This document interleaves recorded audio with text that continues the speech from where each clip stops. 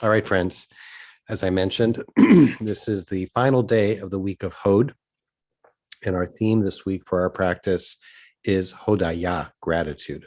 Um, and we have framed the week of practice as a practice of Dayenu, of the practice of enough, of experiencing each moment, each experience, each breath as sufficient in and of itself.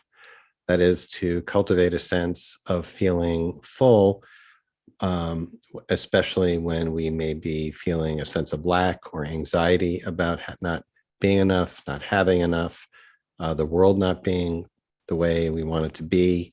There are plenty of other qualities that go into addressing the gap between the way things are and the way we envision they might or should be. But part of the formula for how to address the lacks in the world is to be able to also have a capacity for feeling full and feeling sated and feeling that what is enough. This week of Hod, as I've mentioned earlier this week, we can think of it as a kind of Shabbat practice where we enter into a state of awareness which lets go of and surrenders that quality of judgment of, is this good enough? Is it sufficient enough? Is it enough? And of course, much of our life is dominated by that question of whether we are enough or have enough. And we build into our practice the capacity to be with what is enough. And we'll point out that the proportion in Jewish tradition is that we've got 6 days a week where we are not in that Shabbat mode. We have one day which is committed to that practice of cultivating, all right, I am enough, I have enough, this is enough just as it is. And that's our practice. So we're coming to the end of that practice today. And I want to begin by with a little interactive practice, which I invited people yesterday to do. Jet, if the chat function is still open, yeah, I think it is, which is great. I want to invite you to take a moment now and write a couple of thank you notes, just to fill our cup a little bit. From whether it's partly full, half full, mostly full, just to like add a little bit to our inner cup. And just take a moment and think of up to 5 people or aspects of your life for which gratitude is might be a little fairly easily accessible. It doesn't mean that these people or these aspects of your life are perfect, but it's appreciating them for who they are, just as they are. And if you're comfortable putting in the chat a thank you, such as thank you so-and-so for being my sister. Thank you so-and-so for being my friend. Thank you for, or just don't have to address somebody, just could be gratitude for, thank you for my body, just as it is.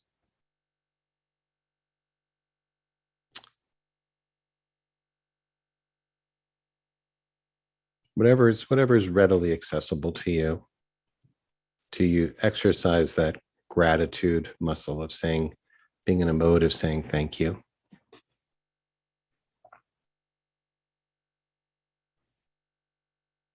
And as people contribute these in the chat, and we just read them as they pop up, see how it feels to be in an environment of gratitude.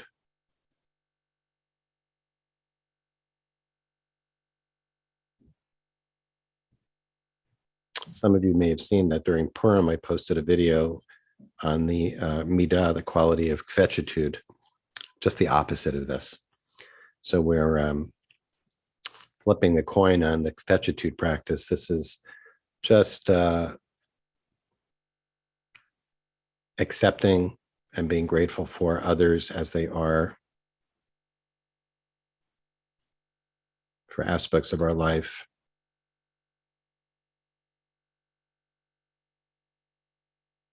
That's a good place to start.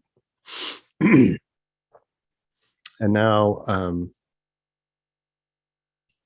folks, you can keep them coming, or you can also just let that go for a bit, and rather than put them in the chat, just let them percolate in your mind and your body as gratitude bubbles up from within. Earlier this week, we were imagining gratitude just catching up with us, wicking gratitude up from the ground until we're saturated with it.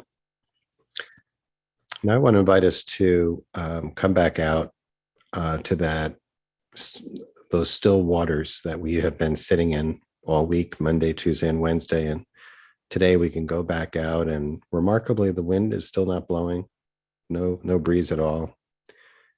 And the water is perfectly still. Me menuchot, in the words of Psalm 23, still waters. So clear that it's like a glassy surface that mirrors the sky, where we almost can't tell what's sky and what's water. Sometimes maybe you've seen that, where we're seeing pictures where it's difficult to tell which is the sky, which is the water. The kind of mirrored glassy surface where if we look down into it, we actually see a very accurate image of ourselves looking back at us. Not to fall in love with ourselves, but to really see ourselves as we are.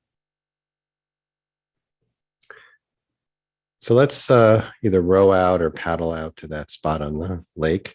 And if you're comfortable closing your eyes now, I want to invite you to do that. Key here is basically we just want to bring our attention inward. So let go of the screen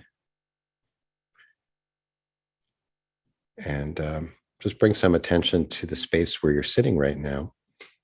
Maybe you can hear some sounds from outside or inside, maybe the buzzing of an appliance, or see if you can notice one or two or three sounds in your own environment. It could be coming in from the street, or as I said, in your house, or it could be just the sound of your own breath, or movement of your body in your seat.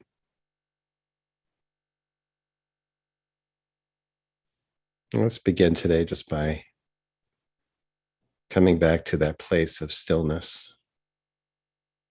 Even if there's sound or movement around you, underneath that, there's still stillness. Just as within us, there can be all kinds of restless energy moving about, and restless energy in our mind, generating thoughts that are jumping around and moving about. And yet under the noise and under the movement, there is also a place of stillness. Let's just take a few minutes to still ourselves together.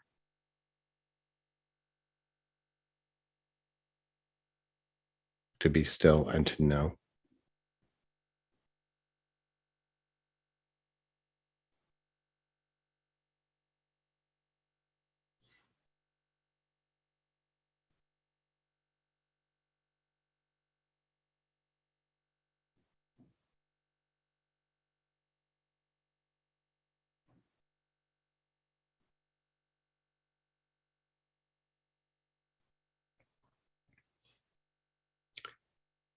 If you have any opinions about what we're doing or how you are responding to it, see if you can let those opinions go, set them aside, and instead adopt a stance of curiosity, of hitlamdut, non-judgmental, curious attention.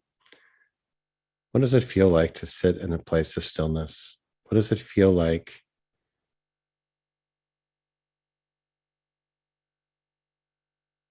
to not do anything, for this to be enough?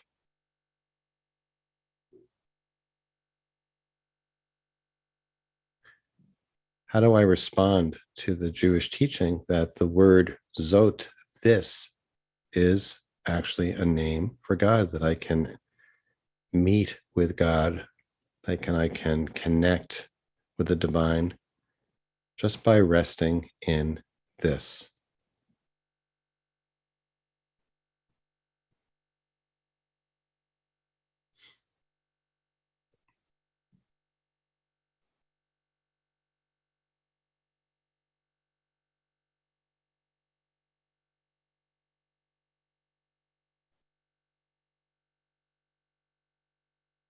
And in that place of stillness, let's all receive 5 deep breaths into our belly.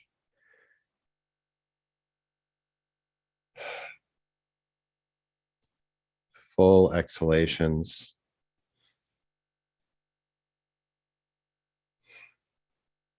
Really enhancing and deepening the stillness.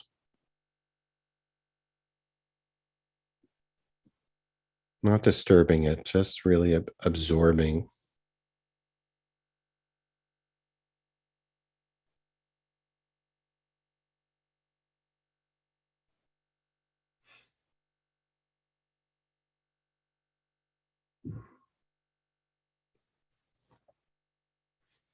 And as we continue to sit, I'm going to share some words by the poet David White. It's not actually a poem by him, but it's a piece of prose that he wrote, unpacking the English word gratitude. David White, these are the words of David White as we sit here together on our still lake, or if you prefer, and you don't, not one who enjoys to be out on the water, you can imagine in your mind's eye that you're sitting just in a quiet place, maybe a very still place in a forest or in an arid desert space. If you've been to such places, maybe in the Negev in Israel or in the American Southwest or anywhere in the world, really just a quiet place, a place where it's easy to be still, where you could almost hear the stillness. Gratitude, says David White, is not a passive response to something we've been given.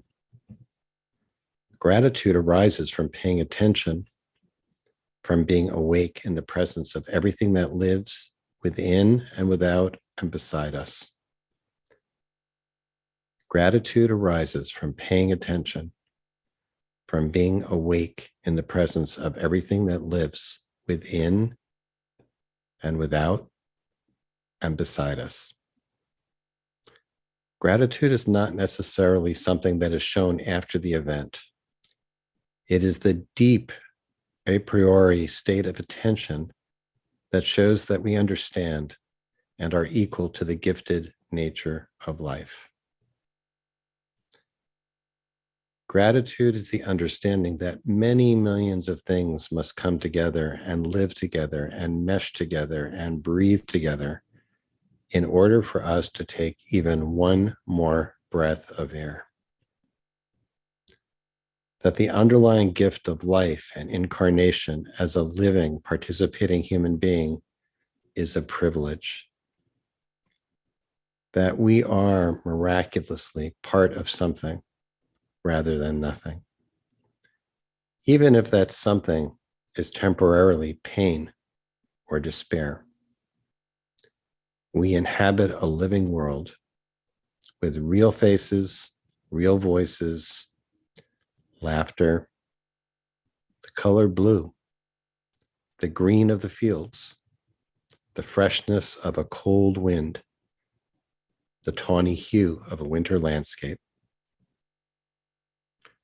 To see the full miraculous essentiality of the color blue is to be grateful with no necessity for a word of thanks.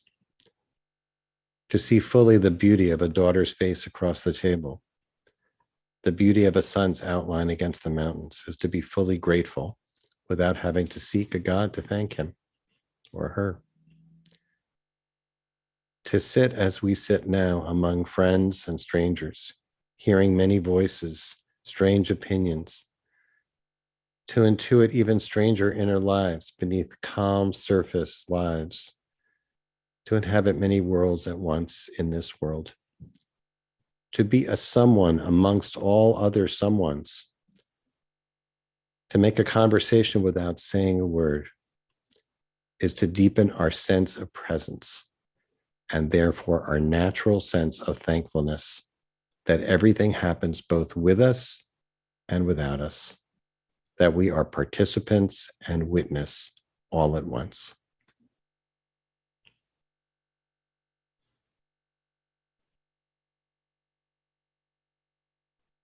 Gratitude is paying attention.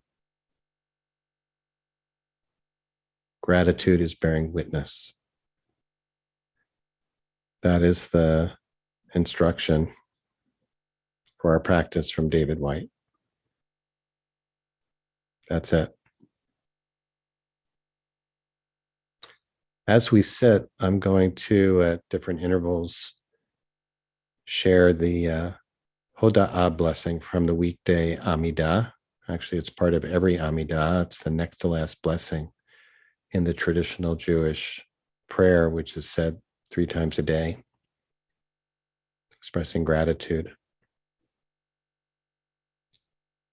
in the hope that it expresses some of this idea that gratitude arises if we can just pay attention to what's true right now.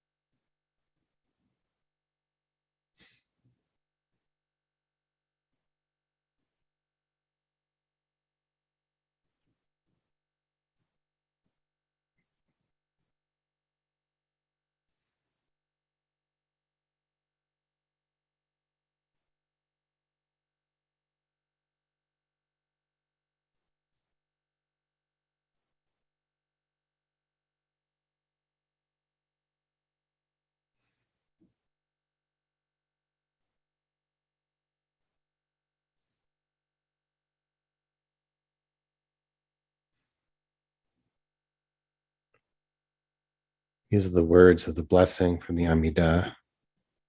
Just let them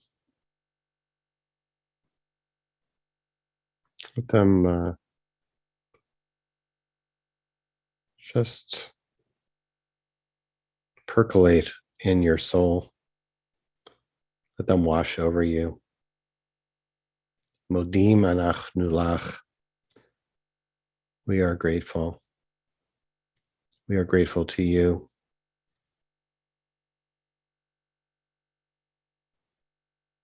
We are grateful for the realm of the divine, of the sacred,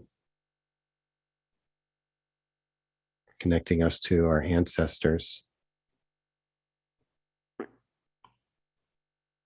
Sur Chayenu, the rock of our lives, foundation of our lives, the source of our lives.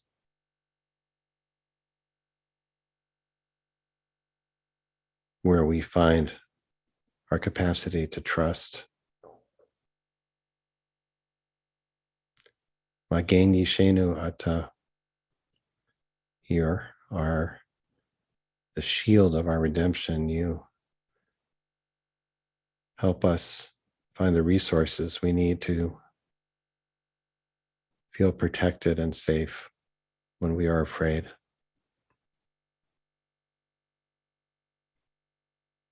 In all generations, and inspire us to seek redemption in our lives and in our world.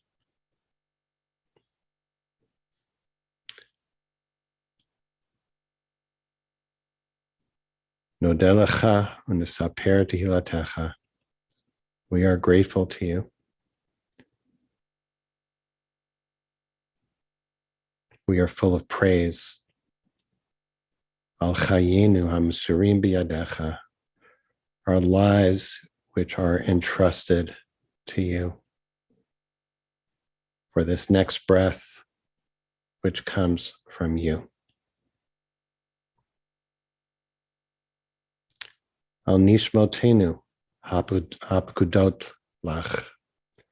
Our souls which are entrusted to you. Our lives, our souls. Va'al nisecha shebecho yom imanu. The miracles that are filling every day. The ones we have become inured to and take for granted. We take this moment to recognize and acknowledge that which is miraculous, our breath, our aliveness in this moment.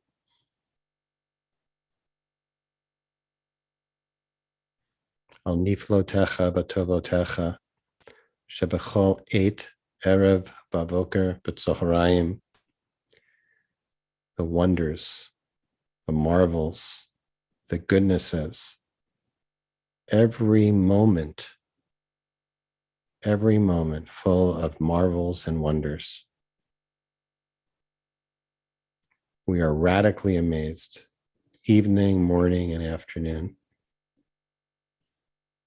Hatov kilo chalu rachamecha. Goodness. We can recognize the goodness in this moment because of compassion. Hamrachem, and the compassionate one. Kilo tamu chasadecha, because there's no limit to your love. Unconditional, unlimited, infinite love, always flowing towards us and connecting us. Me'olam kivinu lach. May we place our hope in this gratitude.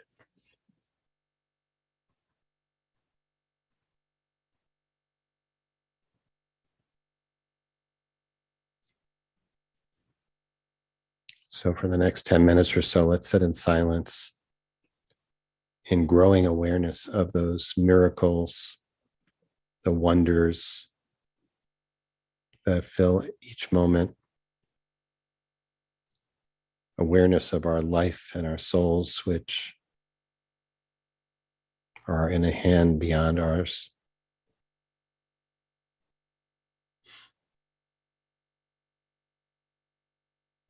A gift that we are given with each breath.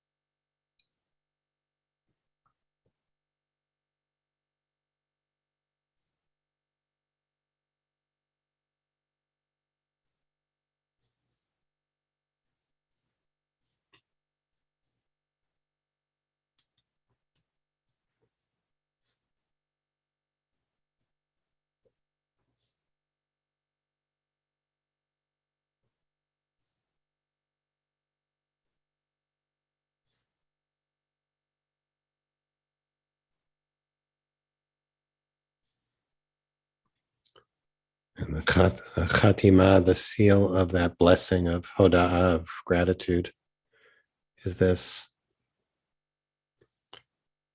V'chol hachayim yoducha sela. May all living beings thank you. V'hallelu et shimcha be'emet. Praise your name in truth. Ha'el Yeshuatenu ve'ezratenu sela. The divine, the source of redemption for us, the source of our help. Baruch atah Adonai, hatov shimcha, u'lecha na'eh lahodot. Blessed are you, Holy One.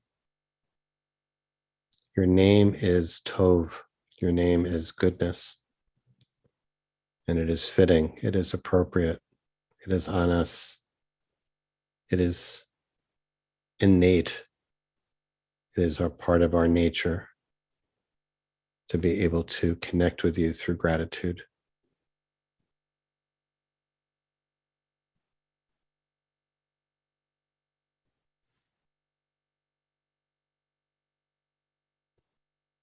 For the last period of our practice, I want to invite each of us to consider where we are right now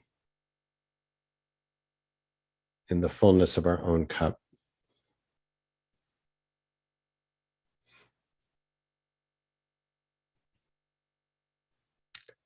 And not to force anything, but just to see if we can increase the level of that cup, maybe even to overflowing, to have a kos rivaya, an overflowing cup, also from Psalm 23.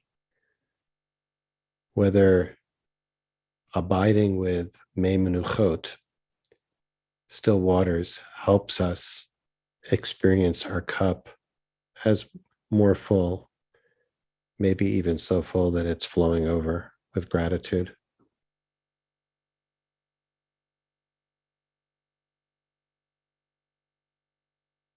Can we be a little bit more accepting of ourselves as we are?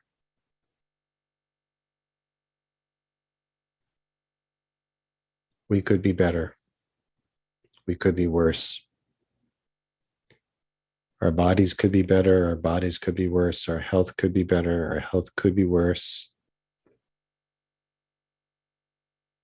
Our lives could be better. Our lives could be worse. The world could be better. The world should be better.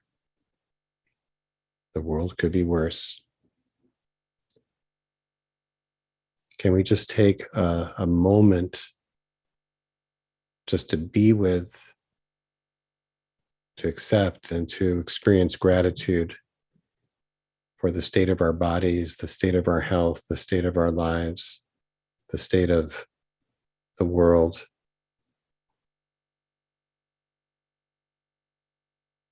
As we close out this week of Hod.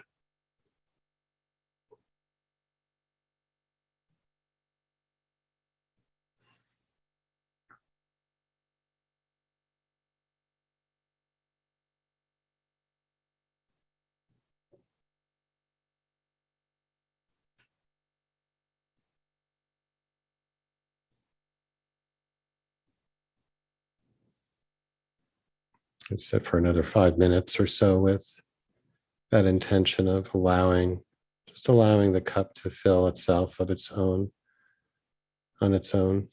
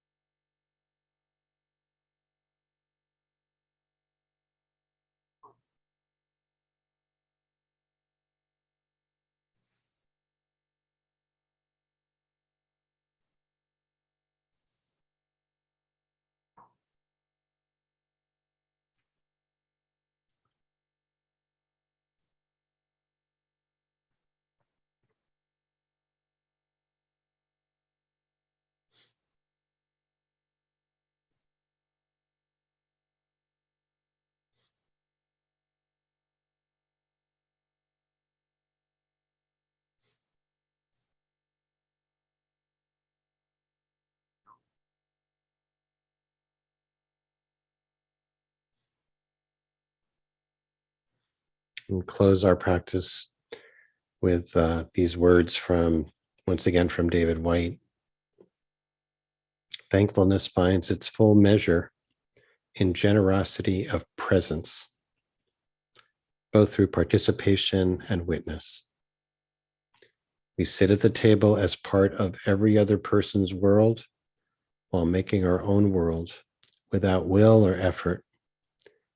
This is what is extraordinary and gifted.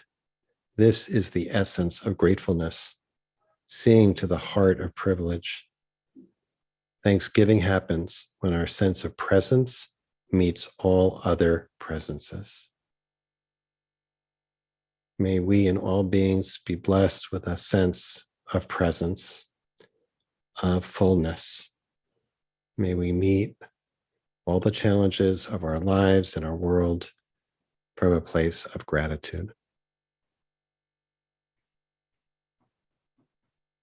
When you're ready, you can, if your eyes have been closed, just allow them to flutter open, or focus your gaze. Come back to our group, sharing each other's presence.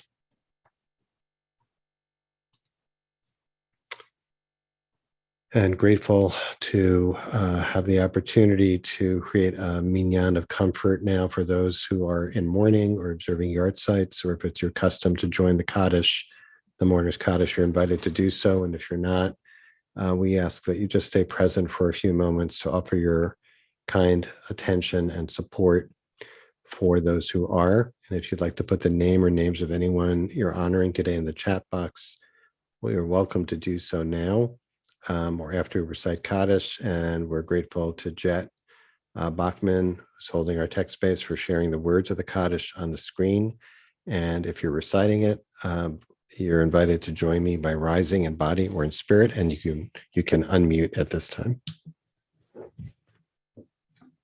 Yikadal v'yikadash Yamai Shemei Rabbi, Almad Maki Rachute, Mali Hayechon V'Yimechon, Hayeh D'chol Beit Yisrael, Hagala B'Zman Karev V'Yimru, Amen. Yehei Shmei Rabba Levarach, Shmei Rabba, Olam Olamei Shalom, Amaya, Omei, Omaya. Barach V'Yishtabach V'Yitachar V'Yitamam, Naseh Yitar V'Yitalev V'Yitalal Shmei Tzedakah B'Richu Ha'ela Min Kol Birchata V'Shirata V'Shush B'Chata V'Nechemata V'Amiran V'Alma V'Yimru Amen.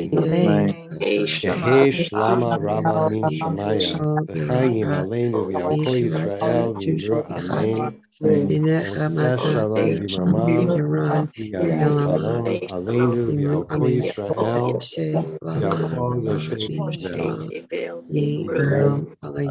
Amen. All Yisrael, Amen. Ru Amen. Moshe Shalom V'Yarabu, Yaseh Shalom, Aleinu V'Al Kol Yisrael V'Al Kol Yash Ve'al V'Imru Amen. Amen. Friends, thank you so much for joining us again today. And if you're leaving us now, we'll close out this week of Dayenu, enoughness, gratitude practice tomorrow.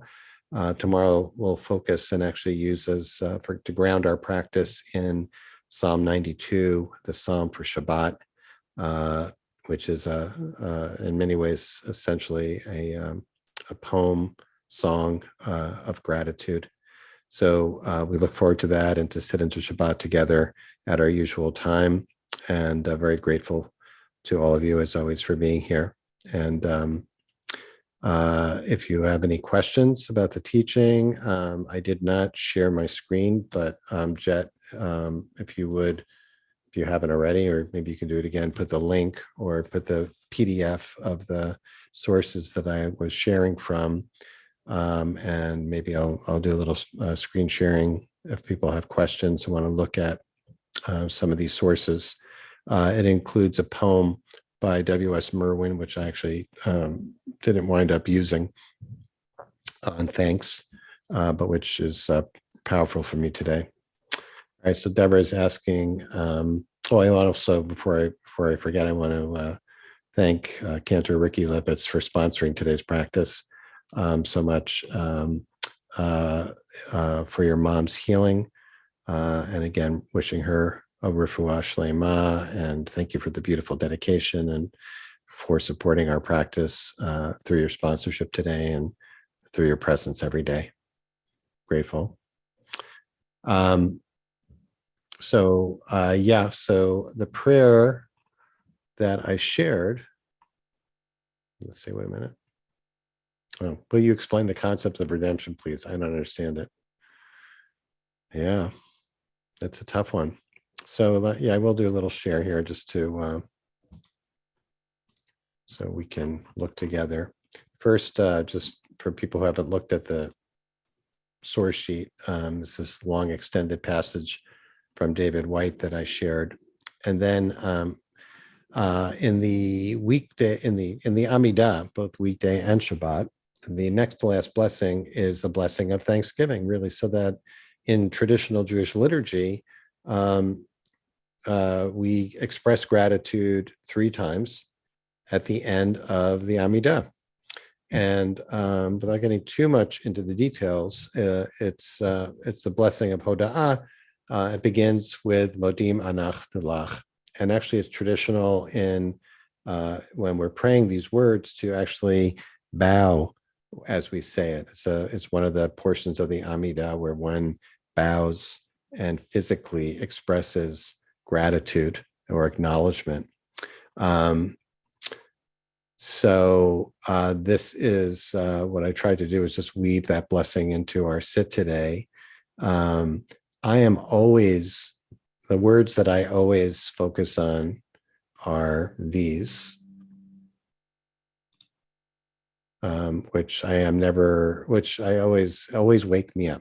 The way I think about liturgy is, from a mindfulness perspective, is that I look for words or phrases or concepts that kind of wake me up to something that I have forgotten about or I'm not aware of.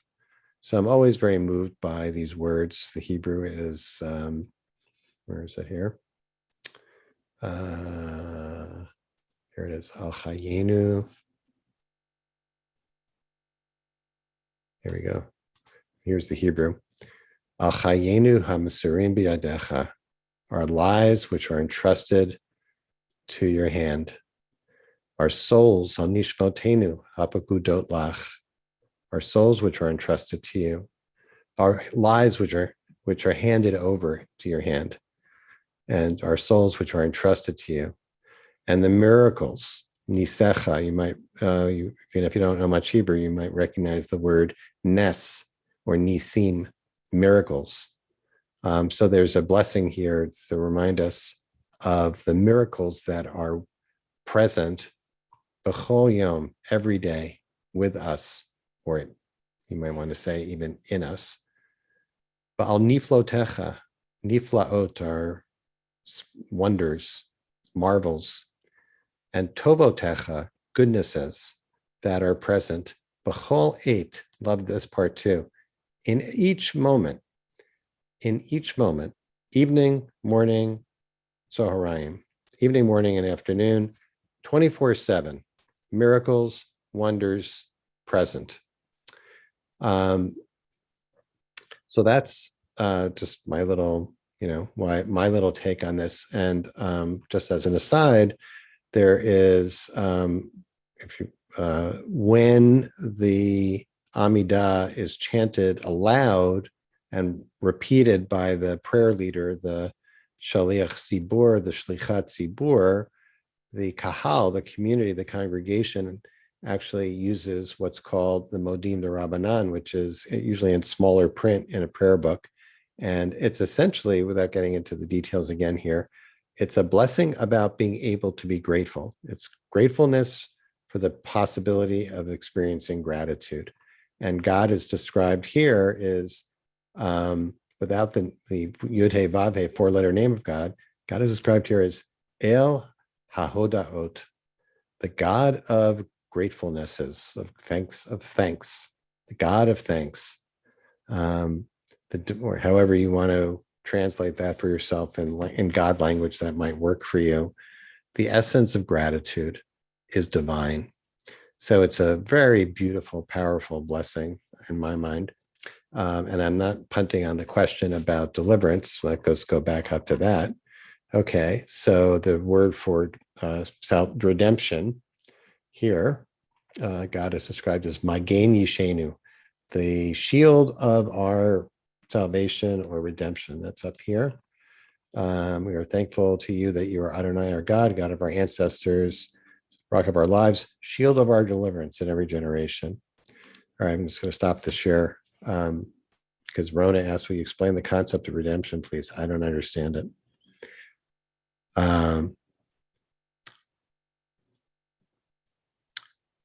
I guess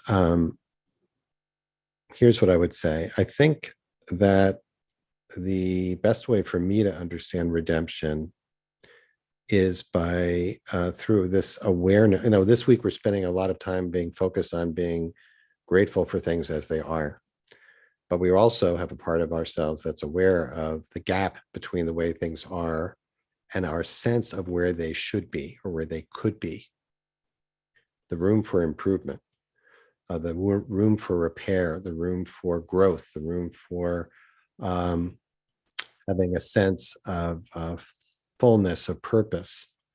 And so just as we could associate our capacity for being satisfied, grateful for things or ourselves or others exactly as we are, that quest for redemption, that idea that there's a promised land, which is really the symbol of redemption, right? We are moving towards a promised land. And the political philosopher, socialist Michael Walzer, not a religious Jew, wrote a whole book about Exodus and revolution, about the imagery of the Exodus as an inspiration for liberation, for moving towards a better world, for greater justice, et cetera, et cetera. That impulse, which is implanted within each of us as well, I would say is, that's at least how I understand. Everyone's, of course, going to have their own explanation. Today, that's my understanding of God as the source of redemption. So I don't know. I hope that resonates or is helpful for you, Rona, or anyone else.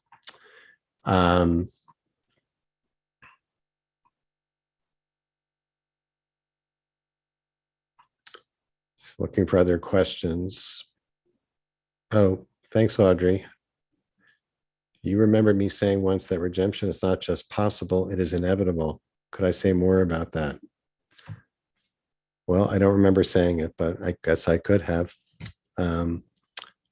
That quote makes me think of Martin Luther King's quote about the moral arc of the universe, which actually is not his originally, by the way. I think he can't remember where he got it from, but I once did a deeper dive into that and saw that he had borrowed that or was quoting.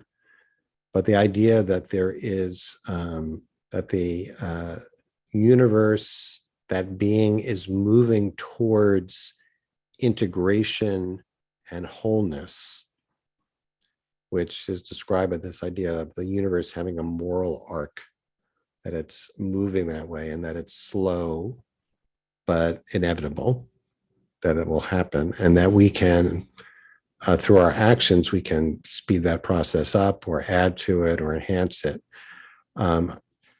So there's something paradoxical. I guess I just want to acknowledge the paradox that change and redemption has a component, that promoting change and redemption must include the component of being able to accept things as they are. That seems counterintuitive. We would seem to feel as though, no, I can't, everything, it's all unacceptable. And we will only get to a better place if we treat everything as unacceptable. So we are critical of ourselves. And we think maybe if I'm more critical of myself or more, maybe if I express my criticism of others better. They'll do better, etc. There is a place for that. And actually, I mentioned this earlier, like last week, the energy of Netzach, of Zurizut, which is that sense of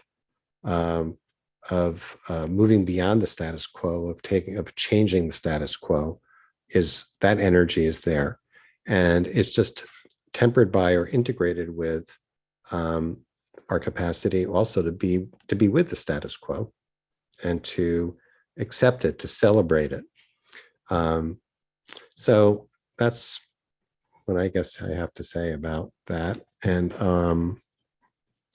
yeah, Carol is noting it's painful sometimes to accept things as they are. I actually wanted today to deal with that a little bit, about the resistance we may feel to accepting things as they are, acknowledging that there are so many reasons for that.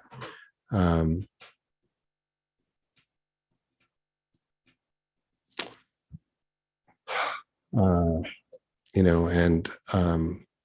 might add that personal trauma, historical trauma, collective trauma, intergenerational trauma, carried trauma, also makes it very difficult, because it requires, I think, also a sense of being safe in a particular moment. And that can be challenging. There also can be many voices internally that reinforce that sense of not being enough.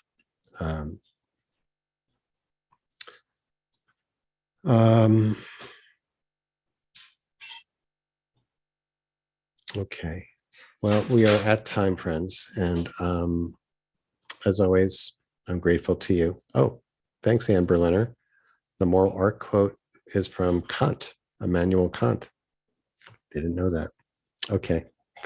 All right. Well, thanks, Ricky, again to you. Thanks to Jet Bachman for holding our space. Thanks for all of you for being here. And I hope to see you tomorrow to close out this wonderful week of practice. It's been very beneficial for me. I hope for you too, and look forward to tomorrow. So be well until